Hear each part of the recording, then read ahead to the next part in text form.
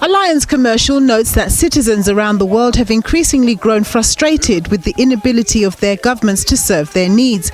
It expects the US elections to be highly contentious this year, while Europe is also expected to experience tensions as the move to more right-wing politics intensifies, potentially marginalizing minority groups. And with a war raging in the region, there's a lot at stake. And actually around election time, which a lot of the world is going through in 2024, we're going to see a lot of frustrations being played out in public, not just in media, but also on the streets through protests and ultimately also on the in the ballot box. So I think that's really important to note, is that people will have their say this year. Now that could often, and we hope it does, pass peacefully, but there are serious risks of it escalating. And depending on which country you're in, there's a particular driver, obviously, in those states. But yeah, as it's a serious year to think about the political violence element. When looking at the African region, Allianz highlighted South Africa as a potential flashpoint for political violence. This as the country races ahead to what some argue will be the most contested elections in the past 30 years.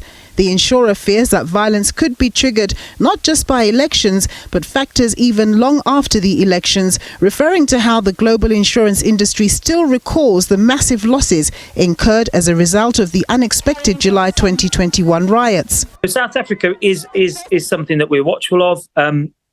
Insurance losses were large in 2021, but actually the uninsured losses were also incredibly high. And what's happened since is ultimately the availability of this insurance going on to Insurance Point has reduced. So over the last 3 years, the availability, the capacity for political violence insurance in South Africa has reduced, which means that actually if there'll be fewer companies that are insured off the back of that. So that's something to be watchful of, that if something similar happens, we, as in the South African businesses, may not get reimbursed through the insurance channels as before. But one local political analyst is of the view that South Africa is a democracy that's still a work in progress, but one that's generally done well when it comes to conducting free and fair non-violent elections. While some political rhetoric has been uttered suggesting violence in some instances, the feeling is that South Africa is not an election violence hotspot. I think the only way I can arrive at the conclusion that our democracy is at fault, it's when leaders of opposition parties cannot criticize government. It's when the media is not allowed to speak its mind.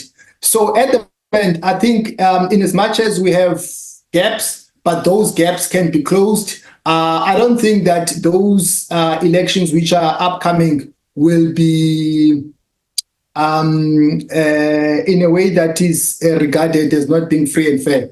However, Professor Breakfast is anxious that South Africa may be moving into a new paradigm of national coalition politics, adding that there needs to be a conscious effort among key stakeholders to ensure such a reality comes with mechanisms that anticipate conflict and a way to resolve it, such that the business of governing the country remains the priority, unlike that seen in Metro's coalition politics.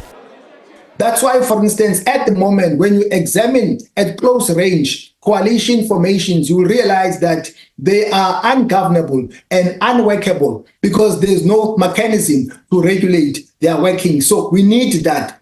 That needs to be fixed by the IEC so that we can have an institutionalization of conflict management in particular, because conflict is natural, especially in a context where political parties come from different walks of life. They don't speak the same language. So surely conflicts will break out, but there must be a framework to guide them.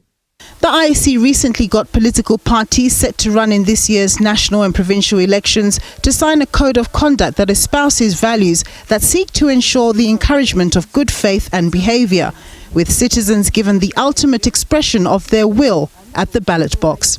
Nompumelelo Siziba, SABC News, Johannesburg.